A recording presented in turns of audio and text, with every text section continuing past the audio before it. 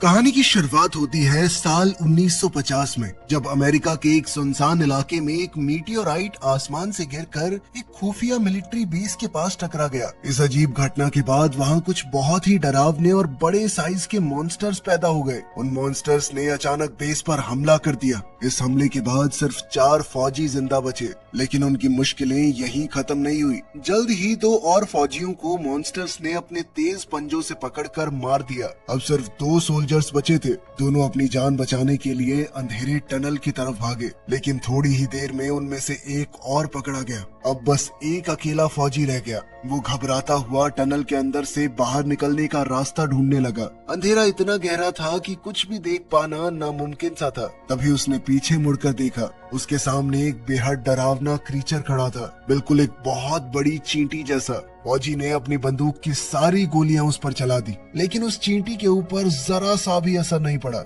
आखिर में वो भी उसी क्रीचर का शिकार बन गया। तब से आज तक उस जगह को किसी ने नहीं छेड़ा। अब आज की आधुनिक दुनिया में हम 2 दोस्तों को देखते हैं जो अपने पिकअप ट्रक में उसी रेगिस्तान के रास्ते से जा रहे थे। चलते चलते उनकी गाड़ी पहाड़ों के पास जाकर रुक गई। उनमें से एक दोस्त बोला कि मुझे जमीन पर कुछ अलग सा मिला है। दोनों नीचे उतरकर देखने लगे। जमीन पर कई गोलियों के खोखे पड़े हुए थे। उन्हें लगा कि शायद यहाँ कभी लड़ाई हुई होगी। फिर जब उन्होंने ध्यान से देखा तो जमीन पर एक इंसान का कटा हुआ हाथ पड़ा था। ये देखते ही दोनों डर गए, लेकिन इससे पहले कि वो कुछ कर पाते, अचानक एक बहुत बड़ा चींटी जैसा मॉन्स्टर उन पर झपटा। हर तरफ खून फैल गया। एक दोस्त डर कर वापस ट्रक की तरफ भागा, लेकिन वो मॉन्स्टर उससे ज्यादा तेज था। उसने कुछ ही पलों में उसे भी पकड़ लिया।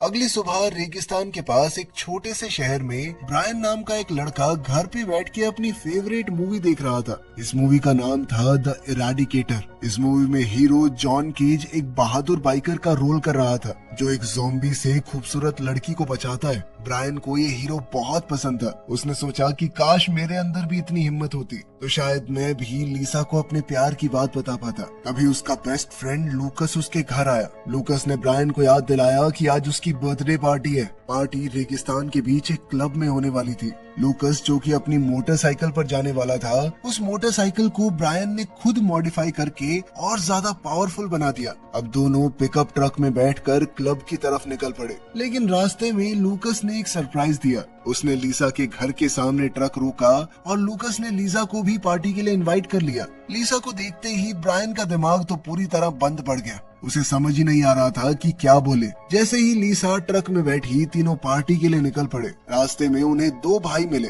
टिम और क्रेग। दोनों अपनी बाइक्स पर तेज स्पीड से स्टंट करते हुए चल रहे थे। लूकस को उनका एटीट्यूड कुछ खास पसंद नहीं आया। उसने तुरंत ब्रायन से कहा कि ट्रक को चलाते रहना। फिर लूकस ट्रक के पिछले हिस्से पर चढ़ गया। चलते ट्रक से ही लूकस अपनी बाइक पर चढ़ा और तेज स्पीड में उन दोनों भाइयों से आगे निकल गया। वो रेत की टीलों पर ऐसे जंप कर रहे थे जैसे कोई रेस चल रही हो। आखिर में सभी लोग क्लब तक पहुंच गए। लूकस ने उन दोनों को पीछे छोड़ दिया था, लेकिन इस पर टिम और क्रेग कहने लगे कि तुमने चीटिंग की है, तुम्हारी बाइक मॉडिफाइड है। पर लूकस उनकी बातों से डरा नहीं। उसने तुरंत ही उन्हें दोबारा रेस के लिए चैलेंज कर दिया। तब ब्रायन ने अपने दोस्त को समझाया कि लड़ाई वड़ाई छोड़ भाई, पार्टी एंजॉय कर।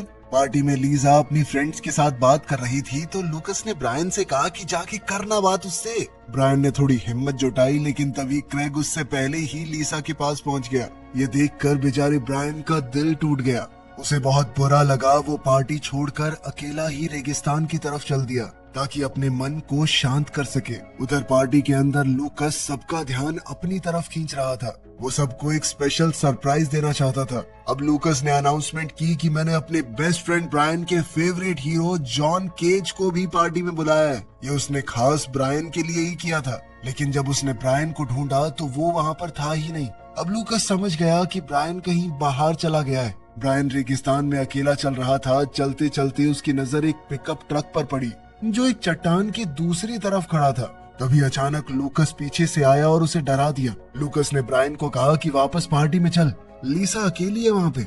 लेकिन ब्रायन ने मना कर दिया।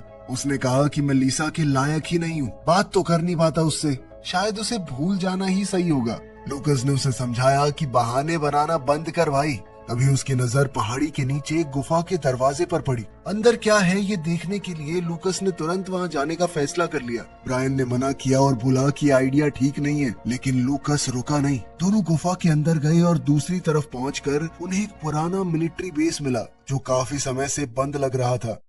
उधर लीसा भी पार्टी से बाहर निकलकर दोनों को ढूंढने लगी। तब क्रेग उसके पास आया और उसे जबरदस्ती अपने साथ चलने के लिए कहने लगा। अब लीसा का सब्र टूट चुका था। उसने सीधा क्रेग के गोटों पे लात मारी, जिससे क्रेग तुरंत पीछे हट गया। इसके बाद लीसा भी अनजाने में ब्रायन और लूकस को ढूंढने मिलिट्री बेस की तरफ बढ़ गई। इसी बीच ब्रायन और लूकस बेस के अंदर घूम रहे थे। उन्हें एक अंधेरा कमरा मिला जहां हर तरफ मकड़ी के जाले और चिपचिपा सा हरा सा कुछ लगा हुआ था। कुछ सेकंडों बाद दीवार के अंदर से किसी के चिल्लाने की आवाज सुनाई दी, जिसके बाद ब्रायन तुरंत बोला कि यहाँ से निकलना चाहिए। लूकस भी उसकी बात मान गया। दोनों एग्जिट की तरफ बढ़े, लेकिन एग्जिट के सामने एक बहुत बड़ी चींटी खड़ी थी। दोनों डर गए। उन्होंने बिना आवाज किए दरवाजे के पीछे छुपने का फैसला किया। लूकस समझ नहीं पा रहा था कि इतनी बड़ी चींटी कैसे हो सकती है। उसने तुरंत लीसा को फोन किया और मिलिट्री बेस के अंदर जो कुछ देखा वो बताया। लीसा को लगा कि वो मजाक कर रहे हैं। उसने बोला कि जल्दी से पार्टी में अंदर आओ। फोन कटने के बाद ब्रायन और लूकस ने सोचा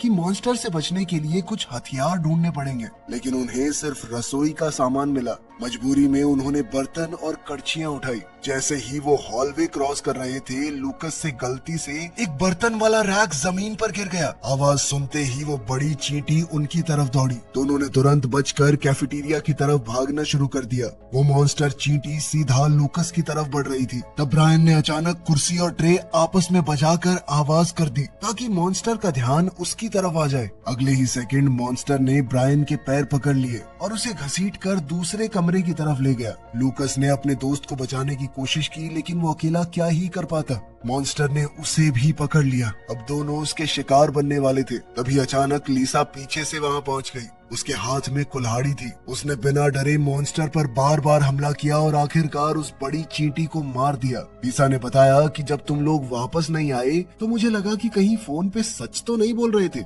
मैं तो बस चेक करने आई थी। लेकिन लूकस और ब्रायन दोनों उसे देखकर बहुत खुश थे। उसने उन दोनों की जान बचाई थी। लेकिन तभी लीजा की नजर कैफेटेरिया में लगे एक बोर्ड पर पड़ी। उस पर लिखा था कि चोटिल चींटियों के शरीर से एक खास तरह की महक आती है, जिससे दूसरी चींटियां जल्द ही वहां पर आ जाएंगी। इसका मतलब था कि मिलिट्री बेस पहले ही जाइंट एंट्स पर रिसर्च कर रहा था। और तभी कैफेटेरिया में और भी चींटियां आ गई। वो सब उस मरी हुई चींटी की महक सूंघ कर वहां पर आ रही थी। तीनों तुरंत वहां से भागे और कंट्रोल रूम में पहुंच गए। कंट्रोल रूम के कैमरास में दिख रहा था कि और भी चींटियां एक कमरे में बंद हैं। ब्रायन ने नोटिस किया कि कैमरा के साथ एक गन सिस्टम लगा हुआ है। उसने कंट्रोल रूम के कंप्यूटर का इस्तेमाल करके चींटियों पर फायरिंग शुरू कर दी, मानो वो कोई वीडियो गेम खेल रहा हो। तभी स्क्रीन पर एक वीडियो रिकॉर्डिंग चलने लगी। रिकॉर्डिंग में एक साइंटिस्ट दिखाया गया, डॉक्टर रेनर्ड। उसने बताया कि 1950 में रेगिस्तान में जो मीटियोराइट गिरा था उसके अंदर एलियन डीएनए था। मिलिट्री ने उस डीएनए को चींटियों और बड़ी मकड़ियों के डीएनए के साथ मिलाकर एक्सपेरिमेंट किया। इस एक्सपेरिमेंट के बाद चींटियों का साइज बहुत तेजी से बढ़ गया। उन्हें सुरक्षित रूम्स में बंद करके रिसर्च की जा रही थी। समय के साथ वो चींटियां बहुत ज्यादा समझदार हो गई। एक दिन चींटियों की रानी बड़ी चालाकी दिखाकर भाग गई। थोड़ी ही देर में उसने कई अंडे दिए, लेकिन चींटियों को अपने अंडे डेवलप करने के लिए एथेनॉल की जरूरत पड़ती है। रेगिस्तान में उन्हें एथेनॉल नहीं मिला, इसीलिए एंट्स बेस के अंदर ही रुक गई। लेकिन अगर वो रेगिस्तान से बाहर निकल गई तो पूरी दुनिया के लिए खतरा बन सकती है। रिकॉर्डिंग खत्म होने के बाद लूकस बोला कि अब टेंशन की बात नहीं है, क्योंकि एथेनॉल के बिना चींटियां और अंडे नहीं बना सकती। लेकिन लीसा ने तुरंत एक इम्पोर्टेंट बात समझी। पार्टी के लिए वो लोग यहाँ पर जो शराब लाए हैं उसके अंदर तो एथेनॉल होता है। अगर वो चींटियां क्लब तक पहुंच गई तो पूरा रेगिस्तान इन बड़ी चींटियों से भर जाएगा। ब्रायन ने तुरंत फैसला किया कि उन्हें क्लब वापस जाकर सबको बताना होगा। उधर क्लब में पार्टी अब भी चल रही थी। एक लड़का स्प्रे बॉटल से ड्रिंक्स उड़ा रहा था। तभी एक और लड़का थोड़ी और शराब लेने गया। वहाँ उसने देखा कि एक बड़ी सी चींटी पूरा का पूरा बैरल ही पी रही है। वो डर के मारे चिल्लाया और भागने लगा, लेकिन चींटी ने वो बैरल उसके सर पर फेंका और वो बेहोश हो गया। इसके बाद मॉन्स्टर सीधा पार्टी के अंदर घुस गया। उसने एक लड़की पर चिपचिपा पदार्थ फेंका, जिससे उस लड़की का चेहरा पिघलने लगा। सब लोग डर के मारे चिल्लाने लगे। चींटी ने भी आवाज करके के अपने और साथियों को बुला लिया। अब चींटियां शराब छीनने लगी ताकि वो अपनी पॉपुलेशन बढ़ा सके। साथ ही वो लोगों के ऊपर हमला करने लगी। कुछ ही सेकंडों में पूरा क्लब चींटियों से भर गया। लोग अपनी जान बचाकर भागने लगे, लेकिन चींटियों ने बहुत सारे लोगों को पकड़ लिया। शुरुआत में जो दो भाई देखे थे वो भी अपनी मोटरसाइकिल्स लेकर भागने लगे, लेकिन ये चींटियां उनसे बहुत तेज थी और उन्होंने क्रैक को पकड़ लिया। हमले के कुछ ही मिनटों बाद ब्रायन, लूकस और लीसा वापस क्लब में पहुंच गए। जब तीनों वहां पहुंचे तो जगह पूरी तरह सुनसान मिली। चारों तरफ सिर्फ खून के निशान पड़े थे। तब उन्हें समझ आया कि बात उनकी सोच से काफी खतरनाक हो चुकी है। इसीलिए तीनों ने फैसला किया कि शहर लौटकर पुलिस को मदद के लिए बुलाएंगे। लेकिन जैसे ही वो वहां से निकलने लगे, अचानक एक बहुत बड़ी चींटी ट्रक पर कूद पड़ी और उनके ऊपर हमला करने लगी। तीनों तुरंत गाड़ी से बाहर निकले और पास पड़ी दो मोटरसाइकिल्स उठा ली। लूकस आगे चलता रहा, जबकि ब्रायन और लीसा उसके पीछे निकल पड़े। चींटियां लगातार उनका पीछा कर रही थी, इसलिए दोनों ने फैसला किया कि बाइक्स को अलग अलग रास्तों पर ले जाएंगे। ब्रायन तेज रफ्तार से पहाड़ी के सबसे ऊपर वाले हिस्से तक पहुंच गया। वहां उसने आगे एक बहुत बड़ी खाई देखी। बिना सोचे समझे उसने मोटरसाइकिल तेज की और दूसरी तरफ कूदने की कोशिश की, लेकिन लीसा ने तुरंत ब्रेक लगा दिए क्योंकि उसे पता था कि वो उस तरफ नहीं पहुंच पाते। उसने गुस्से में पूछा कि इतना खतरनाक स्टंट करने की क्या जरूरत थी तुम्हें? ब्रायन ने जवाब दिया कि मैं लूकस की तरह बनने की कोशिश कर रहा था। वो हमेशा सोचता था कि लीसा लूकस को पसंद करती है। इस पर लीसा ने कहा कि तू पागल है क्या? भाई जैसा है वो मेरे। मैं हमेशा तुम्हें ही पसंद करती थी। वेट करती रहती हूँ कि कभी सामने से बोलोगे अपने मन की बात। तुम्हारे चक्कर में तो इस पार्टी में आई हूँ, वरना मुझे कोई शौक नहीं है इस सब का। ये सुनकर ब्रायन हैरान रह गया, लेकिन उसके कुछ बोलने से पहले ही एक बहुत बड़ी चींटी अचानक सामने आई और लीसा को पकड़कर रेगिस्तान की तरफ घसीट कर ले गई। ब्रायन उसे बचाने की कोशिश करता रहा, पर चींटी उसे लेकर गायब हो गई। ये देखकर ब्रायन बिल्कुल टूट गया। थोड़ी देर बाद लूकस वहां पहुंच गया। ब्रायन ने उसे सब कुछ बताया और लीसा को बचाने में मदद मांगी। दोनों तुरंत उस रास्ते पर चल पड़े जहां ब्रायन ने आखिरी बार चींटी को देखा था। थोड़ा आगे चलकर उन्हें गुफा मिली। गुफा के अंदर घुसते ही उन्होंने देखा कि ये जगह उस चिपचिपी हरी चीज से भरी पड़ी है और हर तरफ अंडे हरी रोशनी छोड़ रहे थे। अब जब चींटियों को एथेनॉल मिल गया था तो अंडे फूटने वाले हैं और जल्द ही और ज्यादा बड़ी चींटियां पैदा हो जाएंगी। इस बीच ब्रायन ने देखा कि पार्टी के कई लोग जिंदा हैं, लेकिन एक अजीब से चिपचिपे जाल में फंसे हुए हैं। उनमें लीसा भी थी। ब्रायन ने उसे छुड़ाने की कोशिश की, लेकिन तभी एक बहुत बड़ी चींटी उन पर हमला करने आगे बढ़ी। अचानक बंदूक की जोर से आवाज हुई और चींटियां गिर पड़ी। ये गोलियां डॉक्टर रेनर्ड ने चलाई थी, जो वहां पहुंच गया है। रास्ता साफ होते ही ब्रायन फिर से लीसा को बचाने लगा, लेकिन वो चिपचिपा सा जाल बहुत ज्यादा मजबूत है और पूरी तरह दीवार से चिपका हुआ है। अब डॉक्टर ने कहा कि वक्त बहुत कम है और जल्दी से बाहर निकलना होगा उन्हें। मजबूरी में ब्रायन डॉक्टर के साथ बाहर निकल गया, लेकिन उसने लीसा से वादा किया कि वो वापस आएगा।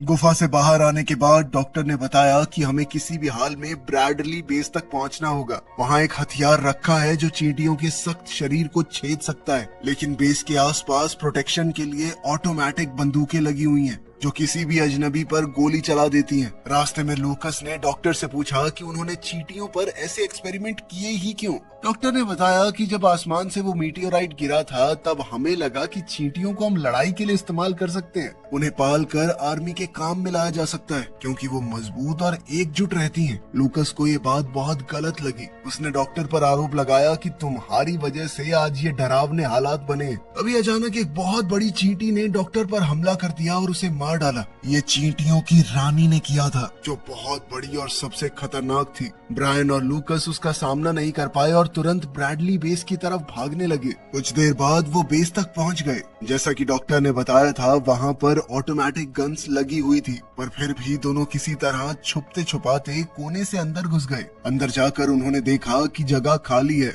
वो हथियार ढूंढने लगे, पर कमरे तो बिल्कुल खाली थे। लूकस को लगा कि यहाँ आना बेकार हो गया। अभी वापस जाने का रास्ता भी एक और चींटी ने रोक दिया। लूकस ने कहा कि अब तो हमें छुप के मदद का इंतजार करना चाहिए, लेकिन ब्रायन जानता था कि लीसा के पास समय बहुत कम है। उसने कहा कि उन्हें वापस गुफा जाना होगा और अंडों को डिस्ट्रॉय करना होगा, वरना दुनिया में कोई नहीं बच पाएगा। मिलिट्री भी क्या ही कर लेगी इतनी चींटियों का, बहुत जल्दी बढ़ती है ये सुनकर लूकस मान गया। जाने से पहले लूकस एक छोटे डब्बे से बियर लेने लगा। वापस आया तो ब्रायन वहाँ पर नहीं था। तभी एक छुपा हुआ कमरा खुल गया। अंदर ब्रायन को हथियार मिल गए थे। उन्हें वहाँ 2 बंदूकें और एक काटने वाला हथियार मिला जो उस चिपचिपी चीज को काट सकता था। साथ ही उन्हें बॉडी सूट्स भी मिल गए। अब दोनों पूरी तैयारी के साथ वापस लड़ने को तैयार हो गए। बेस के रास्ते में उन्हें एक चींटी मिली जो एक सिपाही के शरीर को खा रही थी। इस बार ब्रायन और लूकस ने मिलकर उसे गोलियां चलाकर गिरा दिया। अब दोनों तुरंत मोटरसाइकिल लेकर गुफा की तरफ निकल पड़े। गुफा में पहुंचकर ब्रायन ने देखा कि लीसा अभी जिंदा है। उसने उस काटने वाले टूल का इस्तेमाल करके उसे आजाद कर दिया। लीसा बहुत खुश हुई क्योंकि ब्रायन ने अपना वादा निभाया। लेकिन अभी काम खत्म नहीं हुआ था। अब उन तीनों को मिलकर अंडों को नष्ट करना होगा और रानी को भी तो मारना है। बिना रानी को मारे वो कभी भी चींटियों को खत्म नहीं कर पाएंगे। लीसा ने ब्रायन और लूकस को बताया कि रानी कहाँ पर छुपी है। ब्रायन ने अपनी बंदूक तैयार की और सीधा उस डरावनी रानी चींटी को लड़ाई के लिए ललकारा। गुफा के अंदर एक गहरे सुराख से रानी बाहर निकली और सीधा ब्रायन पर झपटी। ब्रायन ने तुरंत गोली चलाई। गोली लगी लेकिन रानी रुकी नहीं, उतनी ही तेज आगे बढ़ी और उसके साथ और चींटियां भी आ गई। सब कुछ बद से बदतर हो रहा था और ब्रायन की बंदूक भी अचानक से बंद हो गई। अब ब्रायन और लीसा के पास सिर्फ एक ही रास्ता बचा था, मोटरसाइकिल पर भागना और चींटियों को अपने पीछे लगाकर दूर ले जाना। उधर लूकस गुफा में छुपकर लोगों को आजाद करने लगा। ब्रायन और लीसा तेज रफ्तार से सड़क पर निकल पड़े। उनके पीछे दर्जनों गुस्से से भरी हुई चींटियां लगी हुई थी। इतनी खतरनाक सिचुएशन में ब्रायन के दिमाग में एक प्लान आया। उसने मोटरसाइकिल को सीधा ब्रैडली बेस की तरफ मोड़ दिया। रास्ता खतरनाक था, फिर भी दोनों हिम्मत करके आगे बढ़े और बिना उस ऑटोमेटिक गन की नजर में आए उस इलाके को पार कर गए। लेकिन चींटियां उनके मुकाबले बहुत बड़ी थी। उस ऑटोमेटिक सिक्योरिटी सिस्टम ने उन्हें आसानी से पहचान लिया और एक के बाद एक तेज गोलियों ने पूरे झुंड को ही खत्म कर दिया। लीसा ब्रायन की सोच से बहुत इम्प्रेस हुई। दोनों को लगा कि अब तो खतरा खत्म हो गया, पर तभी पहाड़ की चोटी से रानी दोबारा सामने आई और उनके ऊपर झपट पड़ी। दोनों को दोबारा से रेगिस्तान में भागना पड़ा। उधर गुफा के अंदर लूकस ने सभी लोगों को आजाद कर दिया था। उसने अपने दोस्त से बियर स्प्रे करने वाला टूल लिया जिसमें अभी भी इतना एथेनॉल बचा था कि पूरी गुफा में आग लग सके। अंडे फूटने वाले थे, इसीलिए उन्हें जल्दी करना होगा। सबको आजाद करने के बाद लूकस ने पूरी गुफा में वो बियर छिड़क दी और अब वो आग लगाने के लिए जैसे ही तैयार हुआ उसे किसी बच गए आदमी की आवाज सुनाई दी। उसने पास जाकर देखा तो पता चला कि टिम जिंदा है। लूकस ने तुरंत उसे बाहर निकालने में मदद की। इसी बीच ब्रायन और लीसा भागते भागते उसी बड़ी खाई के पास पहुंच गए जहां से वो पहले गिरने वाले थे। उनके पास कोई रास्ता नहीं बचा। सामने से रानी तेजी से उनकी तरफ आ रही थी। ब्रायन को लगा कि सब खत्म हो गया है, लेकिन लीसा ने कहा कि इस बार कूदने की कोशिश करो। उसने कहा कि मुझे भरोसा है तुम्हारे ऊपर, तुम कर सकते हो। ब्रायन अभी भी श्योर नहीं था तो लीसा ने उसे हिम्मत देने के लिए चूम लिया और कहा कि दोबारा चाहिए ना तो कुदा देना, ठीक है। आखिर में ब्रायन ने पूरी रफ्तार से मोटरसाइकिल खाई की तरफ दौड़ा दी और ऐन मौके पर दोनों ने दूसरी तरफ छलांग लगा दी। उन्हें यकीन ही नहीं हो रहा था कि वो बच गए हैं। अब उन्हें वही शुरुआत वाली गाड़ी दिखी और वो उसमें बैठकर भागने लगे। तभी अचानक से गाड़ी पीछे की तरफ जाने लगी। दरअसल रानी के अंदर अब एक मकड़ी जैसा जाल बनाने की ताकत आ गई थी। उसने जाल फेंका और गाड़ी को वापस खींचने लगी। तब लीसा ने ब्रायन की बंदूक उठाई जो अब दोबारा से चलने लगी थी। उसने सही निशाना लगाया और रानी के सर पर गोली चला दी। रानी सीधा गहरे गड्ढे में जा गिरी। आखिरकार उनकी ये डरावनी दुश्मन खत्म हो गई थी, लेकिन गिरते हुए उसका शरीर उनकी गाड़ी को भी साथ खींचने लगा। ब्रायन और लीसा समय रहते बड़ी मुश्किल से अपनी गाड़ी से कूद कर बचे। उधर गुफा में लूकस ने टिम को बाहर भेजा और आग लगाने लगा। तभी एक नई चींटी अंडे से निकली और उस पर हमला कर दिया। लूकस ने बड़ी मुश्किल से खुद को छुड़ाया और उसका सर पैर से कुचल दिया, लेकिन तब तक गुफा में आग फैल गई और लूकस अंदर ही फंस गया। कुछ देर बाद जब ब्रायन और लीसा वापस आए तो उन्हें टिम मिला। टिम ने उन्हें बताया कि लूकस ने सबको बचा लिया, लेकिन वो खुद आग लगाते वक्त अंदर फंस गया है। ब्रायन अपने दोस्त को अंदर मरने के लिए नहीं छोड़ने वाला था। उसने अंदर जाकर उसे बचाने का सोचा, लेकिन आग बहुत फैल चुकी थी। तभी क्रेग अपनी मोटरसाइकिल पर वहां पहुंच गया। अपने भाई को जिंदा देखकर वो बहुत खुश था। जब उसे पता चला कि लूकस ने टिम की जान बचाई है तो उसने उस एहसान का बदला चुकाने का फैसला किया और तुरंत मोटरसाइकिल लेकर गुफा के अंदर घुस गया। अंदर से जोरदार धमाकों की आवाज आ रही थी। ऐसा लगता था मानो सब कुछ खत्म हो गया हो, लेकिन आखिरी पल में क्रेग मोटरसाइकिल पर लूकस को बाहर निकाल लाया। दोनों सुरक्षित थे और सब लोग बहुत खुश हुए। इस खतरे से बचने के बाद सब लोग वापस क्लब में गए ताकि वहाँ का बचा हुआ काम संभाल सके। लूकस और उन दोनों भाइयों के बीच पुरानी दुश्मनी खत्म हो गई। तभी अचानक ब्रायन को उसका सरप्राइज मिला। उसका फेवरेट हीरो जॉन केज वहाँ पर पहुँच गया था। वो ब्रायन से मिला और ब्रायन तो बहुत खुश हो गया उसे देखकर। ब्रायन ने जॉन को बियर का कैन दिया, लेकिन जैसे ही वो पीने लगा अचानक एक जाल आया और कैन को खींच कर ले गया। सबको समझ आ गया कि एक और बड़ी सी चींटी जिंदा बच गई है, लेकिन इस बार कोई डरा नहीं। ब्रायन, लूकस और लीसा ने मिलकर तुरंत उसे खत्म कर दिया। सबको लगा कि अब तो सब सही है, लेकिन उन्हें पता चला कि फौज के बेस के अंदर एक कमरे में अभी भी बहुत से बड़े कीड़े बंद हैं, जिसका मतलब था कि खतरा पूरी तरह अभी भी टला नहीं है। वीडियो पसंद आई तो लाइक कर देना, चैनल को सब्सक्राइब कर लेना। मिलते हैं अगली वीडियो में।